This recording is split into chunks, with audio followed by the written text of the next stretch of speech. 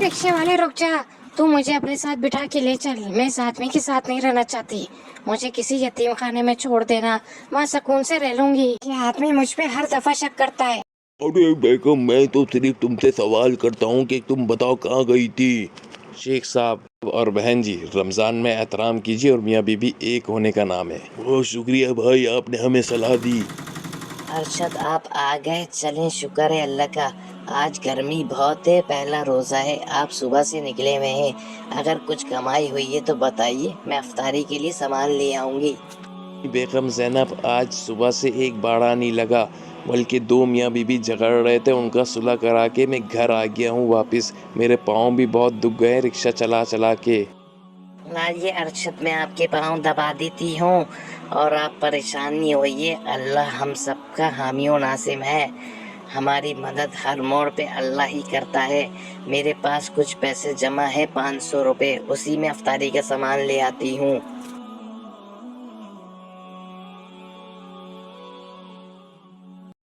भाई फल क्या हिसाब दे रहे हो?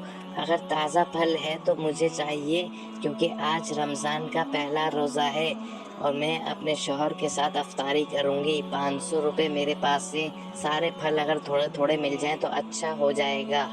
अरे बाजी, आप बेफिक्र हो जाएं, ये सारे फल मेरे अपने बगीचे के हैं और मैं खुद तो मुसलमान नहीं, लेकिन रमज़ानों में बहुत एहतराम करता हूँ। मैं 500 में आपको सारे फल थोड़े थोड़े दे दूंगा। बहुत शुक्रिया भाई, अल्लाह आपका भला करेगा। या अल्लाह, मैं बहुत परेशान हूँ, सारा दिन एक भाड़ा ना लगा। या अल्लाह, इस रमज़ान के नेक महीने में मेरी गुनाहों को माफ़ करके कामयाबी अता करा दे। बेगम ज़ैनब, आप अफ्तारी की तैयारी कीजिए, मैं इतने में कोई भाड़ा देखता हूँ। अगर भाड़ा लग गया तो अच्छा है, ताकि सहरी में कुछ खाने के लिए ला सकूँ मैं। आप अफ्तारी बनाइए, मैं जब तक आ जाऊँगा वापस। ठीक है अरशद, आप जाइए और जल्दी वापस आइएगा ताकि हम रोज़ा साथ में खोल सकें। अफ्तारी से पहले पहले लाजमी आ जाइएगा। मैं जब तक अफ्तारी तैयार करके रखूँगी और आपका इंतज़ार करूँगी।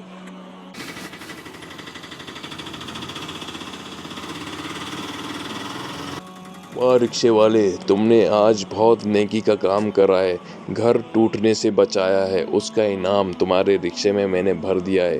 पूरे महीने रमज़ान में तुम बैठकर खाना, अल्लाह तुमसे बहुत खुश है। अरे भाई भाई, हाजी साहब, मेरी भी तो सुनते जाइए। कहाँ चले गए आप? कौन थे आप? ये क्या मौजज़ा हो गया मेरे साथ? अल्लाह का फरिश्ता लगता है मुझे तो। अभी अपनी बेगम को बताता हूँ। बेगम ज़ैनब, मैं नहीं जानता वो आदमी कौन था, अचानक से मेरे रिक्शे के आगे आ गया और कहने लगा तुमने बहुत नेकी के काम किए हैं, आज एक घर टूटने से बचाया, अल्लाह तुमसे खुश है, जादू से ये सामान भी दे दिया। अरशद, यकीनन अल्लाह का कोई नेक बंदा होगा, अल्लाह का शुक्र अदा करते हैं। या अल्लाह, तेरा जितना शुक्र अदा किया जाए उतना कम है। तू बे औलाद और बेनियाज है, इसमें कोई शक नहीं। या अल्लाह, तूने इस रमज़ान के नेक महीने में मुझे बहुत सारी नेमतों से नवाज दिया। मैं तेरा जितना शुक्र अदा करूँ उतना कम है। देखने वाले तमाम लोगों को सब्सक्राइब की अपील है।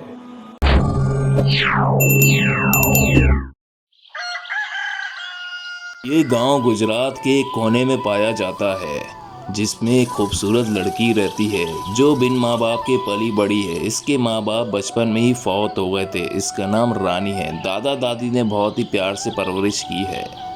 रानी बिटिया, उठो और जाके कुएं से पानी भर लाओ। अरे नहीं नहीं दादी जान, मुझे दादा ने बाहर जाने से मना किया है। हर मर्द मुझे छेड़ता है, वो कहता है मुझसे शादी कर लो, शादी कर लो। मैं देखती हूँ, चुप छुपा के जाती हूँ और पानी भर ले आऊंगी आपके लिए। तुम भी तो किसी से शादी कर लो ना, तुमने इतना टाइम लगा दिया, अब तो किसी के लिए हाँ कर दो। और तुम्हारा दादा पता नहीं कहाँ गायब है, सुबह से राजा के महलों के चक्कर लगा रहे हैं। अरे मैं कैसे हाँ कर दूं दादी, मैं तो किसी राजा से ही शादी करूंगी। देखना, एक दिन राजा आएगा और मुझे उठा ले जाएगा। अगर हमने तुम्हारा नाम रानी रखा है तो इसका मतलब ये नहीं कि राजा आएगा। जाओ पानी भर लाओ। यहाँ ये रानी के दादा, जिनका नाम सरपंच है, राजा के महल के चक्कर काटते काटते टांगे ही घिस गईं। देखो सुबाई रामो, आज आखिरी बार आया हूँ, 3 दफा पहले ही ख्वार हो चुका हूँ, आज लाजमी राजा से मिल के जाऊंगा। अबे चच्चा, जब राजा साहब महल में होंगे तभी तो आपका पैगाम पहुंचाऊंगा। आज राजा साहब महल में ही हैं, तुम इधर ही रुको। और यहाँ रानी मटके सर पे उठाए पानी भरने जा रही है, गांव के शरारती मर्दों से छुपते छुपाते। देखो रानी, अब तो मेरे साथ शादी के लिए हाँ कर दो। ये देखो, तुम्हें इस तरह से ख्वार भी नहीं होना होगा, मटके सर उठाए पानी भरती रहती हो। मैं पानी भी तुम्हारे कदमों में ला फेंकूंगा, बस मुझसे शादी कर लो। अरे भैया, आप किसी और लड़की से शादी कर लें, देखना एक दिन मुझे कोई राजा लेके जाएगा अपने साथ। राजा साहब, गांव से कोई सरपंच नामी चाचा आया है और वो आपसे मिलना चाहता है। क्या कहा? सरपंच? वो भी गांव से? अरे गधे, उन्हें फौरन मेरे पास भेजो, वो बहुत खास मेहमान है हमारे। जी बेहतर राजा साहब।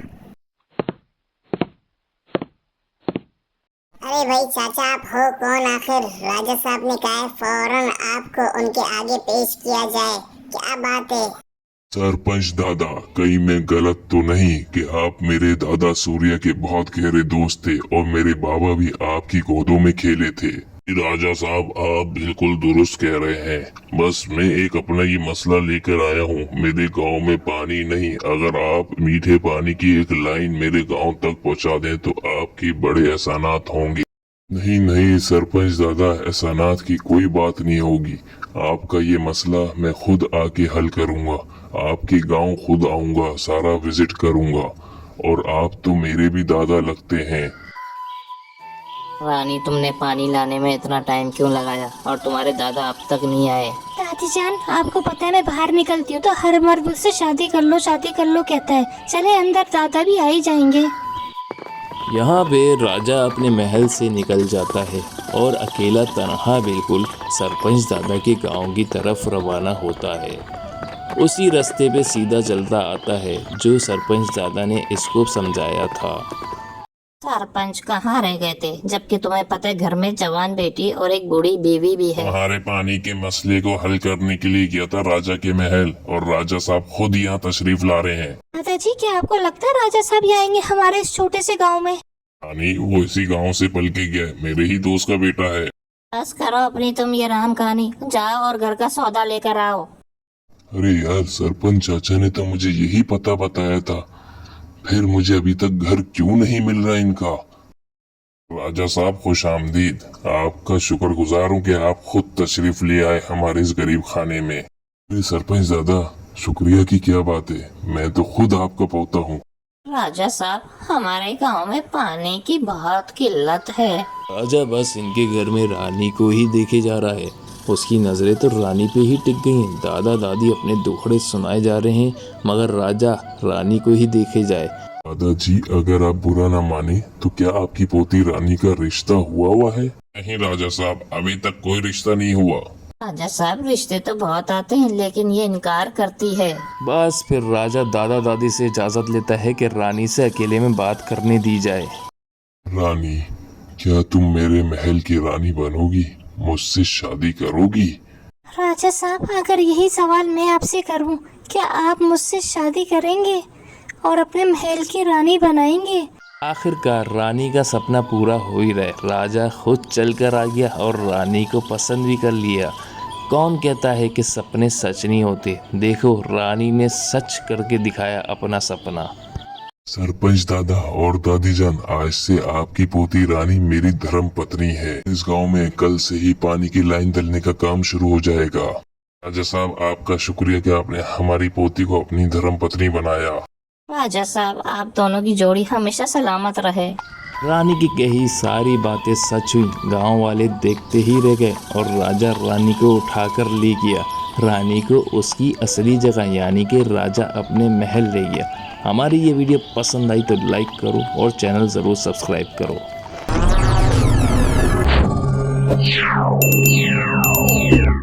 हाँ तो दोस्तों, मैं सुनाने जा रहा हूँ एक अजीबोगरीब अपनी ही कहानी। बल्कि सुना क्या देता हूँ, दिखा ही देता हूँ। है ना? जाओ चलो फिर देखते हैं मेरी कहानी और मेरी ज़ुबानी। देखो पिंटू, तुमने बहुत तंग किया है। स्कूल से 2 दफा कंप्लेन आई हुई है। चिंकी मैंने कोई तंग नहीं किया। अच्छा, फिर बिला वजह स्कूल वाले मेरी डायरी में नोट करवा चुके हैं तुम्हारी 2 कंप्लेन है। अच्छा खामोश हो जाओ चिंकी, किसी को ना बताना, पापा को तो हरगिज ना बताना वरना पापा स्कूल से निकलवा देंगे। पिंटू मैं बताऊंगी पापा को, हर दफा नहीं बताती, इस बार बताऊंगी। हाँ, मुझे नहीं रोकना। ठीक है चिंकी, मैं अभी कॉल मिलाता हूँ पापा को, तुम बता दो। अड़क टुक टुक। क्या करूँ, सोच रहा हूँ इसको झूठ बोल देता हूँ कि पापा का नंबर बंद है। चिंकी पापा का नंबर तो बंद है। पापा किसी मीटिंग में होंगे। मुझे लगता है पापा रात को देर से आएंगे। फिर मैं क्या करूं? अच्छा मैं कुछ करता हूँ, इसको मैं कहता हूँ जाके पापा के रूम में डायरी रख दे। हाँ, और चुपके से मैं पेज फाड़ के फेंक दूंगा। चिंकी अपनी डायरी पापा के रूम में रख दो, पापा खुद आके देख लेंगे। ये तो बहुत अच्छी बात है। हाँ ना चिंकी, इस तरह से तुम्हें जागना भी नहीं पड़ेगा और पापा को भी डायरी मिल जाएगी और तुम भी सुकून से सो जाओगी।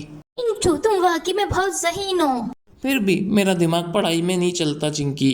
हैं, पापा के आने से पहले पहले जल्दी जल्दी ये पेज फेंक देता हूँ। हाँ, ये दूसरा पेज बीत गया। हा हा हा हा, जल्दी जल्दी पढ़ लेता हूँ, जल्दी जल्दी पढ़ लेता हूँ। मुझे पास होना है, पास होना है, वरना इस बार पापा स्कूल से निकलवा देंगे।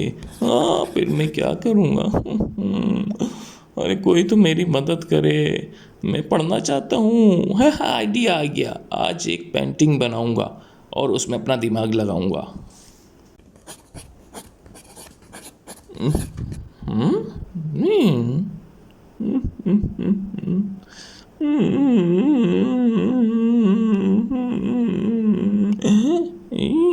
खूबसूरत परी।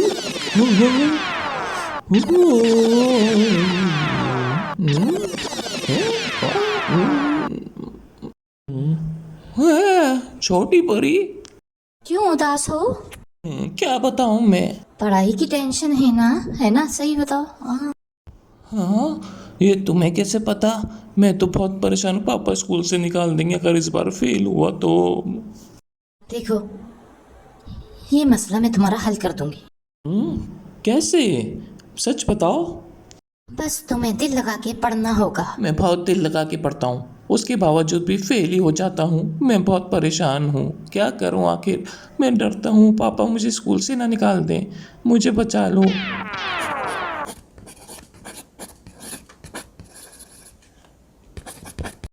मुझे तो लगता है पिंटू इस बार भी फेल ही होगा।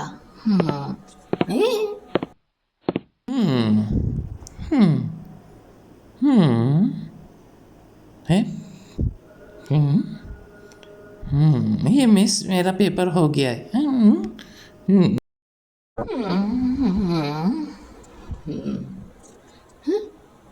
पिंटू, पिंटू देख लो एक बार ध्यान से, कहीं इस दफा भी फेल हो गए तो स्कूल से निकल जाओगे। मैं फिर बता रही हूँ, एक दफा चेक कर लो दोबारा से, तुम्हारे पास अभी टाइम है, उसके बाद कोई टाइम नहीं होगा। हाँ, अभी क्लास में सारे लोग बैठे हैं और तुम्हारा सबसे पहले पेपर कैसे हो गया? तुम तो सबसे डफर बच्चे हो। मैं कहती हूँ पिंटू, एक दफा दोबारा चेक कर लो, तुम्हारा ही भला है इसके अंदर, वरना तुम्हारे पापा इस दफा तुम्हें स्कूल से निकाल देंगे। टीचर, मैंने अपना पेपर पूरा दिया है और बहुत ध्यान से मैंने दिया है। ये लीजिए।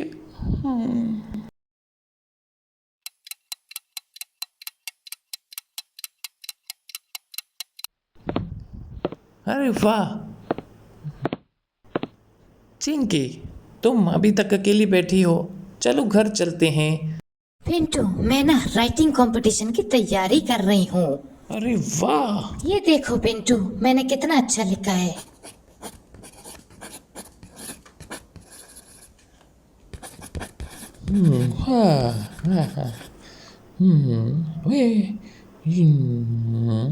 पिंटू, क्या तुम इस तरह से लिख सकते हो? चिंकी, मैं लिखने पे आऊँ तो तुमसे भी अच्छा लिख सकता हूँ, लेकिन मैं तुमसे आगे नहीं बढ़ना चाहता कभी भी।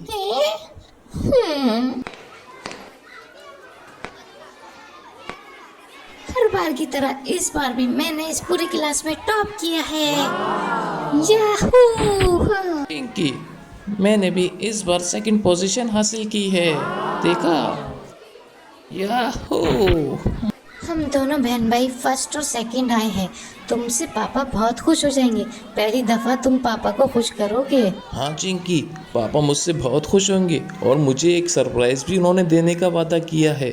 तुम देखना, सबसे अच्छा सरप्राइज़ होगा मेरा। पापा मुझे भी गिफ्ट देंगे पिंटू। चिंकी, मैं भी तुम्हारी तरह टॉप कर सकता था, लेकिन मैं अपनी बहन से कभी आगे नहीं बढ़ना चाहता। हमेशा तुम ही टॉप करो और मैं सेकंड आऊँ। कर दो पिंटू, पहली दफा तो तुम सेकंड आए हो। पापा, अब तो आप मुझसे खुश हैं ना? यस माय सन, मैं बहुत खुश हूँ। पापा, अब आप मुझे स्कूल से तो नहीं निकलवाएंगे ना?